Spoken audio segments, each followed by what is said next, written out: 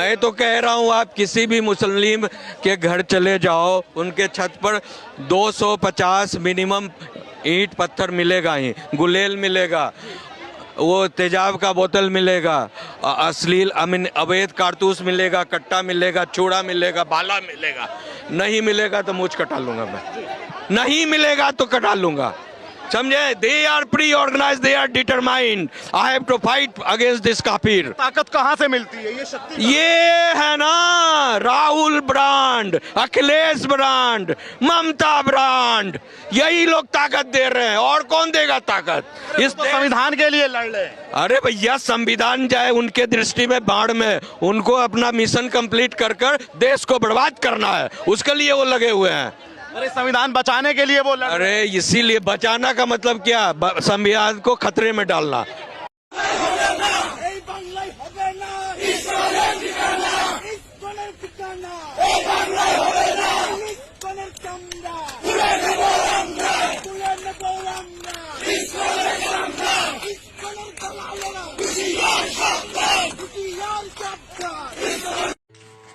जय श्री राम। योगेश अनंत काले सभी सुनने वालों को प्यार भरा नमस्कार। मित्रों, अप्रैल 1750 तक सभी प्रमुख जो मराठी सरदार थे ये सातारा जमे हुए। सभी ने विचार विमर्श करके सभी का एक मत बन गया कि हमारे नए छत्रपति रामराजे जो है ये शासक के तौर पे बड़े कमज़ोर है, अज्ञानी है और कर्तृत्ववान है। अब ये बात हर एक को समझने के बाद प्रत्येक सरदार ने स्वयं के इंतज़ाम किए और अपने अपने सूबे लौटने पर। इतने बड़े प्रदेश को मित्रों संभालना जटिल काम था और राम राजा के नकारतेपन से नाना भी प्रचंड नाराज हुआ था। ये राज्याभिषेक, व्रतबंध वगैरह वगैरह ये 1.5-2 महीने चले हैं। बाद में सातारा से मार्च में राजमाता ताराबाई सिंहगढ़ यानी पुणे से नज़दीक किले पर रहने चली गई। 22 मार्च को सदाशिवराव भाऊ की सुविद्य पत्नी उमाबाई, इनका पुणे में देहांत हो गया। रघुजी और बाकी के लोगों ने नाना से विमर्श करके सदाशिवराव और विश्वासराव इन दोनों का विवाह का प्रस्ताव नाना के सामने रखा। 21 अप्रैल 1750 को नाना पुणे लौटे सातारा से। सातारा में सारा राज्य कारभार रघुजी ने अपने जिम्मे ले लिया। बस यही वो आत्मसंतुष्टि मित्रों मैं कहता हूँ। आप सोच के देखो, गत 32 साल रघुजी एक स्वप्न पाले था कि कहीं मैं सातारा पे राज्य करूं। बस नियति ने भले हम क्षणिक गए, लेकिन नियति ने उसका स्वप्न साकार किया। अब ये घटना का तो सुखद अनुभव रघुजी को तात्काल मिला।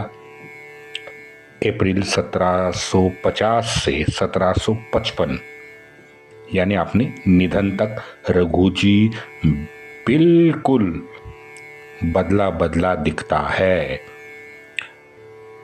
ज़्यादा स्नेहपूर्ण उसने व्यवहार शुरू किया, वो सर्वसमावेशक हो गया। उसने अपना देखने का नज़रिया जो है ये शायद बदला था।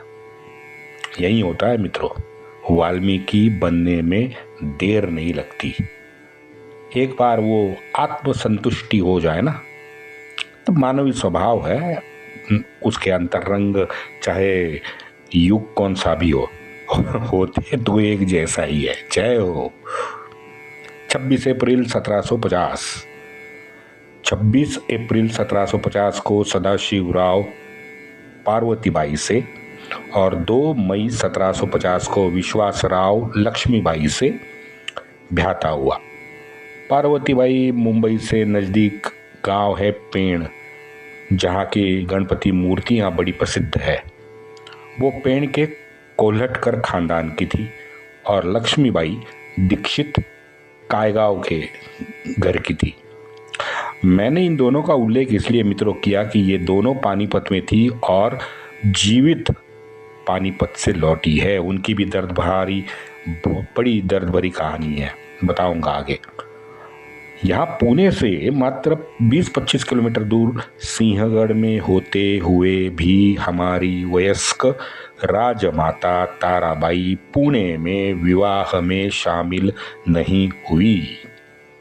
कितना अजीब रसायन है ये हमारी राजमाता।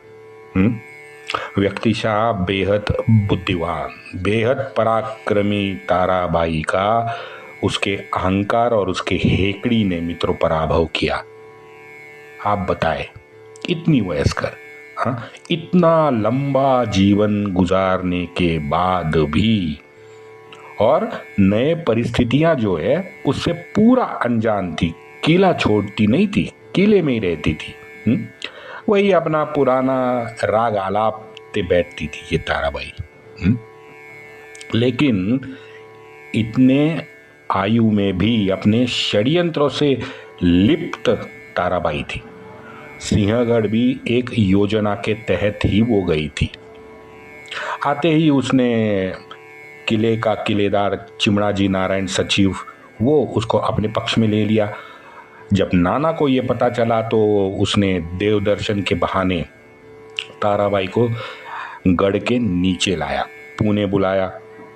वहाँ से हमारे यहाँ पुणे से नज़दीक शिवापुर और बनेश्वर है, महादेव के मंदिर है बड़े पुराने, वहाँ भेजा। और 29 मई को ताराबाई पुणे आई, बाबूजी नाइक के हवेली में पहुंची। आप देखिए, घर भी उसने कौन सा लिया, कौन से घर में गई? बाबू नाइक के घर। यही वो बाबूजी है जो बड़ोदरा के गायकवाड़ और रघुजी के साथ 15 साल से नाना विरोधी गतिविधियां कर रहा था। ताराबाई के साथ पुणे में उस वक्त भगवंतराव अमात्य और ये किलेदार सचिव भी थे।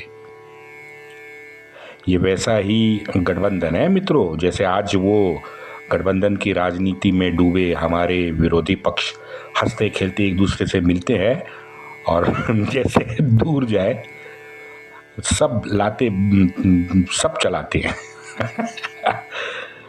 नाना ने मित्रों पुणे में ताराबाई को खुश करने के लिए अपने जेब से 5,000 रुपए भेंट भी किए हैं। अब देखो, नाना हर प्रकार की कोशिश कर रहा था, लेकिन एक व्यक्ति चाहे जितना भी कर्तृत्ववान हो, पराक्रमी हो, लेकिन अहम भाव और अहंकार और उसके ऊपर सत्ता की लालसा, हाँ, ये तीनों मिल जाए तो उसे रसातल पे कैसे पहुंचाते हैं, ये इसका उदाहरण है। राजमाता ताराबाई ने अपनी गिरती विक्षिप्त मानसिकता का परिचय तब दिया जब उसने खुद के अपने नाती राम राजा को कैद किया। ये हद हो गई। ये एकमेव उदाहरण है पूरे मराठी शाही में। 1750 दिसंबर का ये घटनाक्रम है। चलो मैं रिकैप करते हैं तो आपको षड्यंत्र पता चलेगा। 29 मई 1750 ताराबाई पुणे आती है। 13 जून या 15 जून नाना फिर एक बार शिंदे होळकर से दोनों पुणे में मिलते हैं। नाराज शिंदे के साथ पेशवा एक अपना नया वकील रामजी दाभोलकर को दे देते हैं और बाद में शिंदे उनको लेके निकल जाता है। आपको याद होगा मित्रों कि इस राजपूतों के जयपुर प्रकरण से शिंदे रामचंद्र पंत जो हमारे थे, इन पे आरोप उसने लगाया था कि रामचंद्र पंत होळकर से हाथ मिला के मुझे नीचा दिखा रहे हैं। अब ये संशय था, लेकिन जयाप्पा शिंदे बहुत नाराज था, अच्छा खासा नाराज था। रामचंद्र पंत की शिकायत उसने बड़े कड़े शब्दों में नाना के पास की है। रामचंद्र पंत का स्थायी घर जो था ये पुणे में ही, हमारे पुणे के ग्राम देवत है कस्बा गणपति। ये कस्बा गणपति आज जो मंदिर है उसके बिल्कुल पीछे ये रामचंद्र पंत की 7 मंजिला हवेली थी मित्रों। नौकरशाह हमेशा अमीर होते हैं, ये कभी भी नौकरशाह गरीब नहीं रहते, हमेशा। गत 300 साल से तो हम देख ही रहे हैं, आज भी देखते हैं। 7 मंजिला हवेली रामचंद्र पंत की थी पुणे में। आगे बढ़ते हैं। अब ये घटना हो गई। इस घटना के बाद सदाशिवराव भाऊ, रामचंद्र पंत, बाबा पुरंदरे ये भी ताराबाई के प्रकरण से नाना से नाराज हुए हैं। अब 6 जुलाई को आनंद फानन में नाना ने सिंहगढ़ के किलेदार जो ताराबाई का पक्षी था, सचिव जिसका मैंने भी नाम लिया था, उसको हकाल दिया, किलेदार पद से निकाल दिया। 26 जुलाई को गर्भवती गोपिका बाई के लिए नाना ने पुणे में सुवर्णमय ब्रह्मांड दान किया। उस समारोह में नाना ने 33 किलो सोना दान किया है, 33 किलो। 18 अगस्त को नाना के कहने पे स्वतः छत्रपति रामराजे पुणे आया। 1 अगस्त को रघुजी पहले ही आ चुका था, रामराजे 14 अगस्त को आए। 22 अगस्त को रामराजे, सदाशिवराव और ये किलेदार सचिव, ये तीनों सांगोला निकले। 5 सितंबर को नाना को उसके चौथे पुत्र रत्न की प्राप्ति हुई गोपिका बाई से। यमाजी, ये शिवदेव, ये ताराबाई का जो पक्षी था, वो पंत से सांगोला में मिला। उसके बाद सांगोला में उसने संग्राम छेड़ दिया पेशवा के विरुद्ध, पेशवा नहीं, मराठी राजेशाही के विरुद्ध हम कह सकते हैं। वहाँ ताराबाई सिंहगढ़ में बिना किसी को कहे पुणे निकल गई। अब शिवदेव जो था ये उसका अखंड निष्ठावन था, ये ध्यान में रखो आप। 20 अक्टूबर को रामराजे ने अपने नाम का एक नया सिक्का मराठीशाही में जारी कर दिया। ताराबाई 29 को अपने नाती और राम राजा के 2 पत्नियां उनको सातारा में छोड़ के ऊपर अजिंक्य तारा किला चली गई, वो भी अकेली। 22 नवंबर को रामराजे सांगोला का पूरा प्रकरण निपटा के सातारा पहुंचा। 22 को पहुंचा, 24 को ताराबाई के आशीर्वाद लेने किले पे गया, जहां ताराबाई ने उसे तुरंत कैद किया। गजब की बात मित्रों ये है कि अगले 12 साल राजा राम कैद में अजिंक्य तारा किले पे ही रहा। अद्भुत घटना है ये। दिसंबर में प्रत्यक्ष तख्ता पलट करने सातारा में भले छोटा सा लेकिन संग्राम जरूर हुआ, जिसमें बड़ोदरा का दामाजी गायकवाड़ आया था, बड़ौदा से। तो ये तो उनका तय किया हुआ तख्ता पलट की ये योजना थी। 20 दिसंबर तक सबकी हवा निकल गई। और मित्रों का ये बात, स्पेशल बात ये है कि स्थानिक मावड़ाओं ने, लोगों ने ही तख्ता पलट इनका नाकाम किया है। 25 दिसंबर को महादजी अंबाजी जो तख्ता पलट करने में शामिल था षड्यंत्र में, ये इतना नाराज हुआ है कि उसने चिट्ठी लिख के संन्यास लिया है, और वो संन्यास लेके महाराष्ट्र से ही बाहर निकल गया। आपको ध्यान में आया होगा कि इस तख्ता पलट के समय ना पेशवा, ना रघुजी, ना पुरंदरे, ना होळकर, कोई प्रमुख सरदार इसमें शामिल नहीं थे, क्योंकि सब ने इसे अंतर्गत कौटुंबिक कलह बताया है। आज सभी घटना का यही तर्क निकाला जा सकता है कि ताराबाई की मति लिप्सा से भ्रष्ट हुई थी, बस। और क्या कह सकते हैं, हव्यास की ये सीमा होती है मित्रों। प्रत्यक्ष श्री शिवराय की ये 1675 में जन्मी स्नुषा अब आयु के 75वें साल में थी, लेकिन 75वें साल में भी सत्ता से लोलुप थी।